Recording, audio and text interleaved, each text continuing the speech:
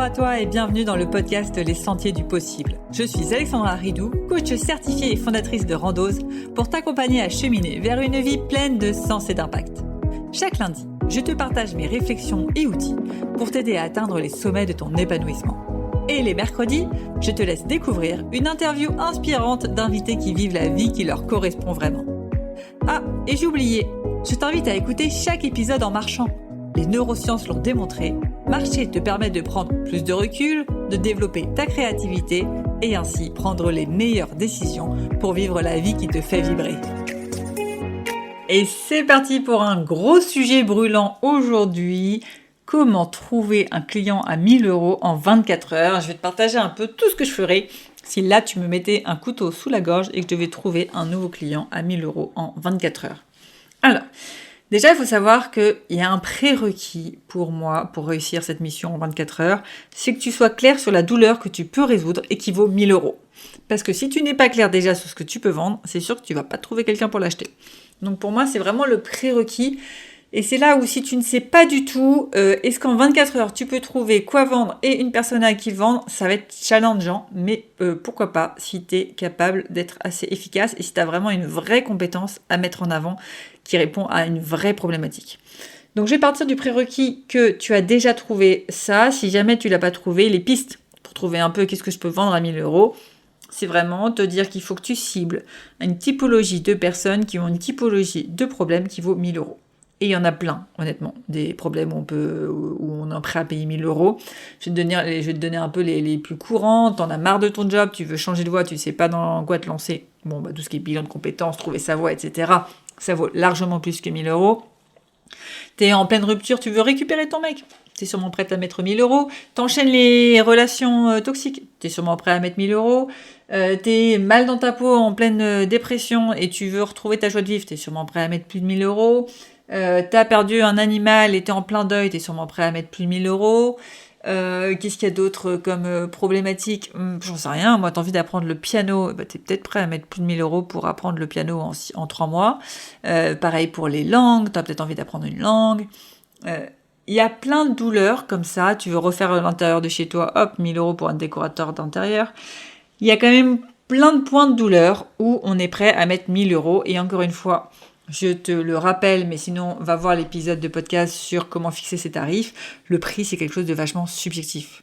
Trouve les personnes qui seront prêtes à mettre 1 000 € pour cette douleur. Il y en a qui ne seront pas prêts à le mettre. Et c'est ok, ce ne sont pas tes clients idéaux. À titre personnel, si j'avais un animal, je sais pas, j'avais un poisson rouge, jamais je serais prêt à mettre 1 000 € pour me remettre du deuil de mon poisson rouge. Si tu me dis, il faut que tu sois à la mode, prends un iPhone, même 1 500 €, je ne les mettrai jamais. Donc, chacun a des valeurs qui lui sont propres, des choses qui sont importantes. Toi, tu veux vendre à des gens à qui cette transformation est vraiment importante. Je dis n'importe quoi, mon intérieur, je ne mettrai pas 1 000 € pour que tu redécores mon intérieur. Clairement, j'ai des enfants en bas âge, c'est pas du tout ma priorité. Mais il y a des gens pour qui c'est la priorité. Donc voilà, petit aparté du coup sur ce prérequis, être clair sur la douleur que tu veux résoudre et qui vaut 1 000 €. Une fois que tu as ça, il y a plusieurs stratégies. Je vais te lister un peu toutes les stratégies que j'ai en tête par ordre de ce que je ferais en priorité. Si tu me donnes 24 heures, la première chose que je fais, je pense, c'est je recontacte mes anciens clients pour voir s'ils n'ont pas un besoin. C'est vraiment là où c'est le plus simple de vendre, c'est vendre à ses anciens clients. Ils sont déjà convaincus par toi, ils ont déjà eu des résultats, ils seront ravis de racheter. Donc c'est la première chose que je ferais, recontacter mes anciens clients pour voir, ok, t'en es où, etc. Si je prends par exemple ceux qui ont trouvé leur voie, t'as trouvé ta voie, tu te lances dans l'entrepreneuriat, est-ce que tu veux que je t'aide à développer ton activité? Ou des clients à qui j'ai déjà aidé à développer leur activité, tu veux que je t'aide à faire le palier suivant? Bref, j'irai recontacter les anciens clients et c'est aussi eux à qui je vais pouvoir peut-être leur proposer une offre de parrainage. Là, pendant 24 heures, si tu me ramènes un client, je t'offre une séance de coaching offerte. Et le client a peut-être une réduction de 100 € sur mon programme à 1 000 €. Bref, j'irai aussi miser énormément sur le bouche à oreille. Donc ça, normalement, potentiellement, je pense que ça peut déjà me faire en 24 heures le premier client. Si jamais ça suffit pas, qu'est-ce que j'irai faire? Alors si tu as une base email, et moi j'ai une base email, vraiment c'est l'une des premières choses que j'irai faire, c'est envoyer un 9-word email avec mon super accent anglais. En français ça donne un email à 9 mots. Qu'est-ce que ça veut dire? Un email très court où tu veux directement créer une conversation avec des gens. Parce que quand tu dois trouver un client le plus vite possible, en 24 heures, tu as besoin de créer un maximum de conversations. Donc j'enverrai un mail très court à ma base email du type, déjà pas d'objet d'email. Quand tu fais un email sans objet d'email, sache que tu vas avoir un super taux d'ouverture.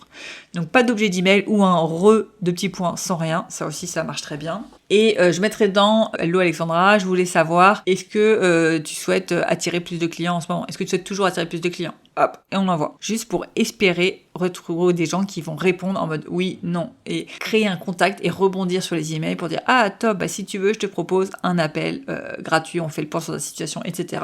Et à la fin de l'appel, si la personne ça match et je vois qu'il y a un vrai besoin, je pourrais lui dire tiens, est-ce que ça t'intéresse que je te présente ma nouvelle offre à 1000 €. Et hop, je pourrais lui vendre un truc à 1000 €. Donc ça serait la deuxième stratégie, le download email à la base email qui permet d'avoir un maximum de conversations rapides. Mon exemple, la question était un peu... personne ne répondrait à un mail, je pense, coucou, tu cherches toujours à avoir plus de clients.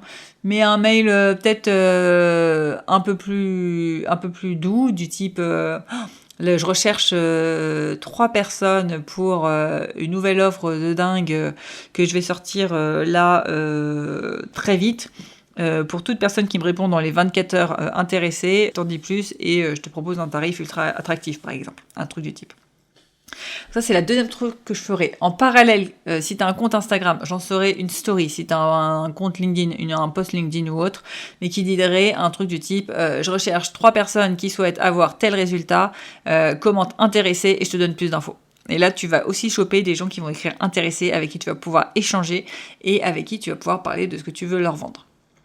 Là, tu as déjà beaucoup d'actions. Je pense que là, normalement, tu as déjà des touches, tu as déjà des appels, parce que 24 heures, c'est court. Donc, en plus, il faut caler les appels tout de suite d'affilée, ou il faut vendre par écrit. C'est aussi quelque chose qui est simple. Hein. Si en 24 heures, la personne, du coup, on n'arrive pas à caser un appel, ok, on va vendre par écrit, ça passe comme un appel, seulement on le fait par écrit, par audio, comme tu veux. Et tu t'intéresses à la personne, tu t'intéresses à ce qu'elle veut faire, à ses besoins, à ses désirs. Et après, tu lui dis, ok, avec tout ce que tu m'as dit là, honnêtement, moi je pense que ce que je te propose peut vachement t'aider. Hop, tu fais un audio en vocal ou tu lui fais une petite vidéo que tu lui envoies sur ton offre que ça propose. Est-ce que t'es chaude? Est-ce que t'as des objections? Et hop, on envoie la sauce. Ok, là je me chauffe. On est pour information mardi 16h47. 16h47, je suis en plein rush pour juste avant d'aller chercher mes enfants. C'est pour ça que je parle vite, encore plus vite que d'habitude. Et on enchaîne du coup. Autre chose que je ferais, j'irai voir mon entourage tout simplement aussi, c'est un truc ultra simple. Tu bassines tes potes, ta famille, etc. Tu leur dis, ok, là j'ai 24 heures pour signer un client à 1000 €. Je vous donne ma reconnaissance éternelle et tout mon amour si vous me donnez le contact d'une personne qui, et là vous décrivez votre cible, un salarié épuisé qui en a marre de son job et qui aimerait changer de voie. Et tu dis que c'est vraiment une offre de dingue pour que la personne elle vende aussi ce que tu proposes. Donc vraiment donne-lui les informations à ton entourage pour qu'il puisse bien vendre le truc, pour qu'elle puisse aller voir sa pote et dire ah non mais tu sais quoi là il y a ma sœur, elle lance un truc de dingue, c'est juste pendant 24 heures, tiens je te conseille de prendre ton appel, ça m'a fait penser à toi, c'est gratuit, c'est sans engagement, tu repars avec ton plan d'action, etc. Et hop comme ça vous décrochez un maximum d'appels. Autre point, peut-être que encore une fois mon objectif moi, c'est là de te donner des pistes, mais j'aimerais aussi te donner des pistes qui te correspondent. Donc là, je t'ai donné un peu en vrac mes premières idées, c'est les trucs qui me correspondent à moi, à ma façon d'être. Clairement, j'adore vendre par appel, donc c'est pour ça que je pousse vachement à réserver un appel. L'écrit, c'est pas trop mon truc d'échanger par écrit, donc en général, toi, mon Word email, il irait très vite dans les réponses sur on échange ensemble de vive voix. Maintenant, peut-être que t'es pas du tout réseaux sociaux, t'es pas du tout trucs comme ça à distance, tout simplement, tu prends tes baskets et tu vas dans un lieu où est ta cible et tu échanges avec des inconnus. Tu transmets ce truc qui est ta passion, ce truc que tu peux vendre et qui leur résoudrait leurs problèmes. Donc je sais pas, moi si tu vends un truc pour les femmes enceintes, tu vas dans une salle d'attente toute la journée de sage-femme et tu parles aux gens. Ah alors vous êtes enceinte, ça fait longtemps, etc. Comment se passe la grossesse, etc. Ah là là, c'est incroyable, si vous voulez, je lance un accompagnement pour patati patata. Je sais pas, moi si tu vas accompagner les gens post-cancer, tu vas dans une clinique ou dans un hôpital de cancer, au service cancérologie et tu vas échanger avec les gens qui seront ravis d'échanger avec toi en attendant dans la salle d'attente. Si tu vises les gens qui ont perdu leur animal, tu vas chez le vétérinaire et tu parles toute la journée avec les personnes. Si tu vises des enfants, tu vas à la sortie des classes et tu parles aux parents. Bref, aller échanger avec un maximum d'inconnus. Les gens, tu penses qu'ils vont mal le prendre, mais si tu vas dans des endroits où les gens attendent, ils ont que ça à faire, on va dire, d'échanger avec d'autres personnes. Ils sont ouverts, ils sont coincés de toute façon dans une salle d'attente. Donc profite de ces moments où les gens attendent. Ça peut être, je sais pas, tu vas faire tes courses dans la file d'attente de la caisse. Tu peux toujours parler avec des inconnus. Le contact peut matcher. Et dernier point aussi qui marche pas mal, c'est aller dans les groupes Facebook. Tu peux faire des annonces dans les groupes Facebook. Je recherche 3 personnes qui patati patata.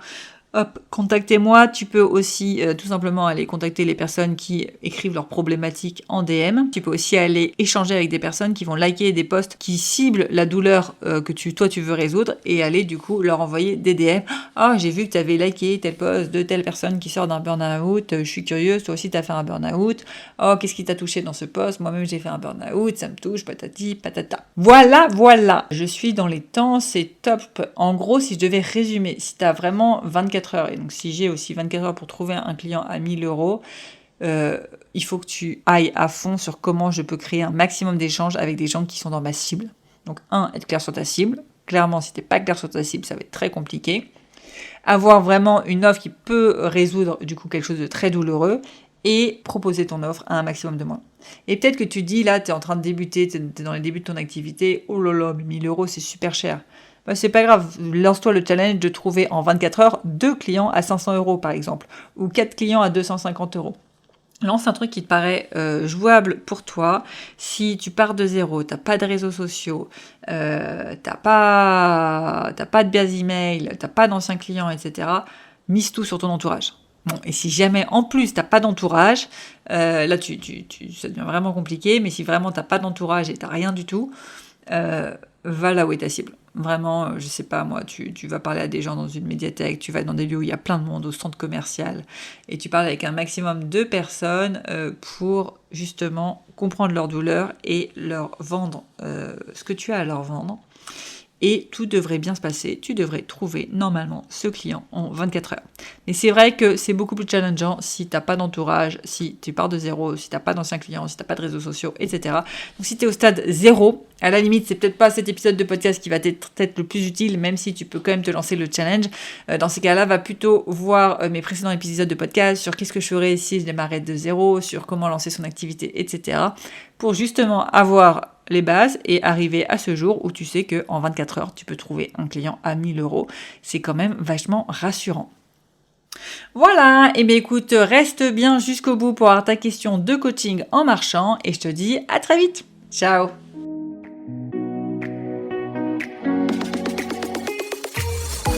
Avant de te plonger dans la question de coaching du jour, pense à rejoindre la plateforme d'exercice en ligne du podcast pour y retrouver les notes d'épisode, les questions de coaching et l'action à réaliser pour cheminer pas à pas vers une vie pleine de sens et d'impact.